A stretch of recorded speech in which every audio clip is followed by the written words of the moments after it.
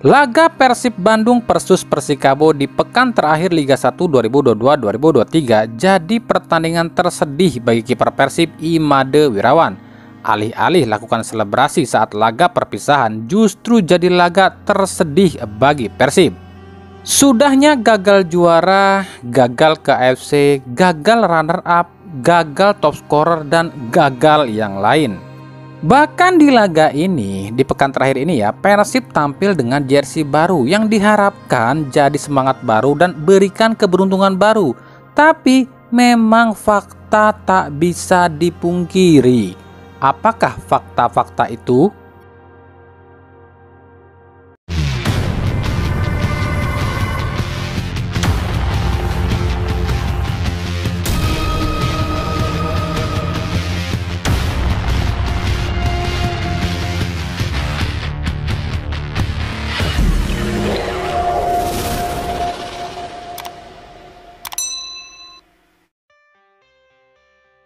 Yang pertama, musim ini jadi musim terburuk bagi Persib dalam segi kebobolan. Padahal di sektor kiper, Persib dipenuhi kiper-kiper hebat. Tapi memang fakta tak bisa dibohongi. Kesalahan pelatih terdahulu Persib yang tak lakukan banyak perombakan di lini belakang membuat Persib musim ini jadi Persib terburuk soal lini belakang. Kebobolan 50 gol bukanlah hal yang bagus bagi tim sebesar Persib. Yang kedua, problem internal. Sejak awal musim ini, para bobotoh udah mencium nih ada yang gak beres di tubuh Persib. Entah apa itu ya, mungkin dari pelatih kala itu yang tak banyak lakukan perombakan yang membuat skuad Persib ini seperti dipenuhi para pemain yang keenakan, yang terlalu banyak disanjung, yang membuat para pemain ini besar kepala dan akhirnya mereka ini justru bermain buruk.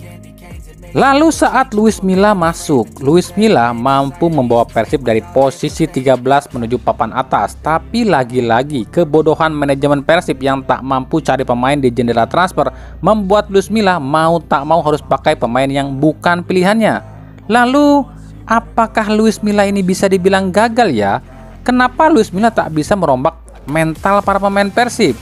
Luis Milla kami anggap sih bukan gagal ya, tapi memang para pemain Persib lah yang sulit dirombak mentalnya. Mau sebagus apapun pelatih, kalau pemainnya tak bisa ikuti instruksi pelatih dan mulai membangkang pada pelatih, ya pasti akan sulit. Andai saja musim ini Persib tak punya Siro dan DDS, mungkin Persib udah ada di papan bawah. Karena atas dua pemain inilah Persib masih bisa sedikit tak kehilangan muka lantaran masih bisa berada di papan atas. Tapi lagi-lagi bagaimana dengan para pemain lain? Yang ketiga, kecurangan. Sejarah mencatat jika Persib terusir dari markasnya, maka Persib akan gagal jadi juara, dan ini nampaknya sudah diketahui oleh oknum-oknum tertentu dengan menjegal Persib supaya Persib tak bermain di kandang atau terusir dari markasnya. Maka dibuatlah berbagai macam cara seperti sistem bubble, lalu dipersulitnya izin pakai GBLA, yang alasannya inilah itulah. Dan parahnya manajemen Persib ini terlalu loyo dan gak mau ngotot sama federasi dan operator, atau istilahnya terlalu takut kali ya. Ditambah oknum-oknum bodoh yang selalu dan terus bikin ulah di stadion yang membuat Persib sulit main di kandang. Lantaran ada embel-embel supporter Persib rusuh yang membuat izin main di kandang pun dipersulit. Bahkan di laga terakhir pun kontra Persikabo, Persib dipastikan akan didenda ratusan juta lantaran aksi flare yang begitu banyak menyala di Stadion GBLA, dan ini akan jadi senjata bagi PT LIB agar Persib tak bisa lagi main di GBLA. Tapi untuk aksi flare yang kali ini kami tak sepenuhnya menyalahkan oknum bobotoh. Kami anggap wajar lantaran mereka kecewa pada para pemain Persib dan manajemen Persib. Laga pamungkas yang sekaligus laga perpisahan sang legenda justru Persib keok di tangan tim se-Jawa Barat. Persib dan Persikabo ini kan satu daerah, dan Persikabo pun udah nggak punya misi lagi. Tapi kenapa mereka tetap main pragmatis dan ngotot? Beda dengan PSS yang bermain santai dengan Persija. Ya, kami namai laga ini adalah laga perpisahan yang sangat menyedihkan bagi Persib dan Imade Wirawan. Persib kalah segalanya. Kalah strategi, kalah mental, kalah permainan, lengkap sudah Persib musim ini. Lalu apa yang harus dilakukan Persib musim depan? Tentu kami sering bilang, bahkan kami sering katakan ini pada manajemen Persib.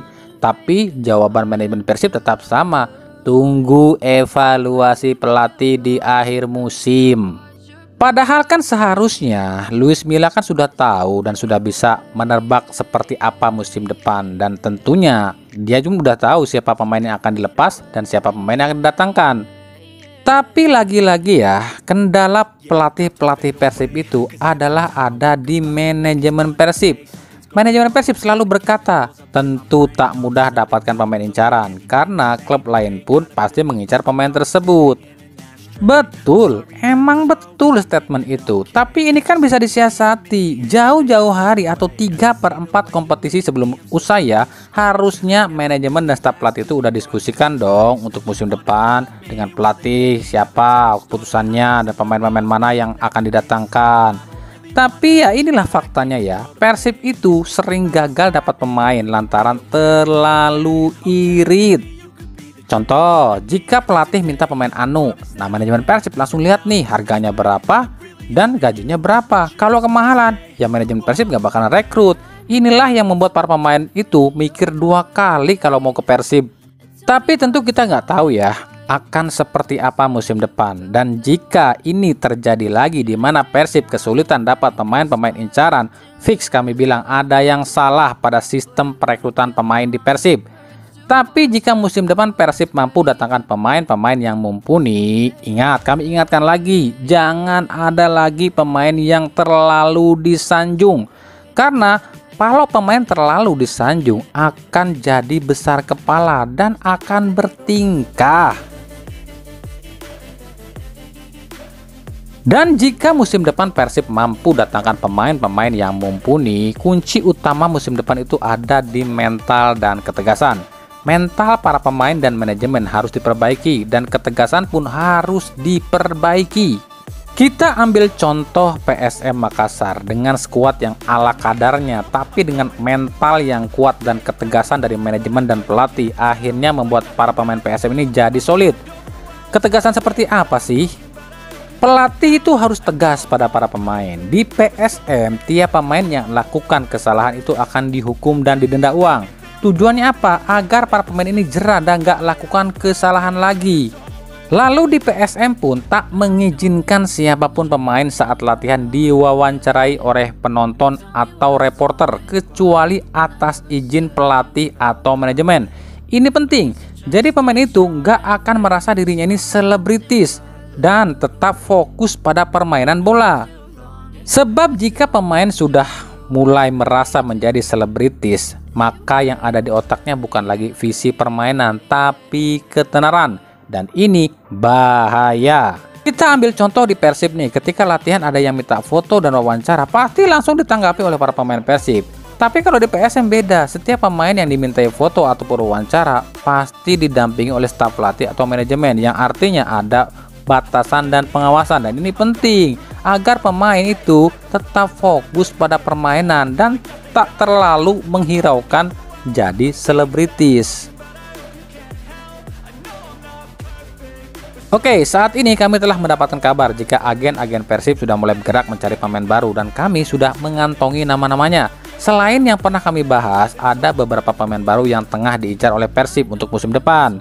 Dan siapa saja para pemain itu nanti kita akan bahas di segmen lain ya.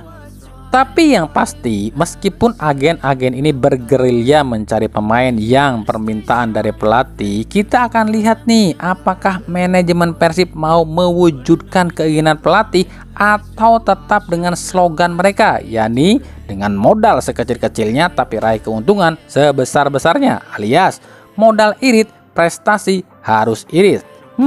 Emang bisa ya?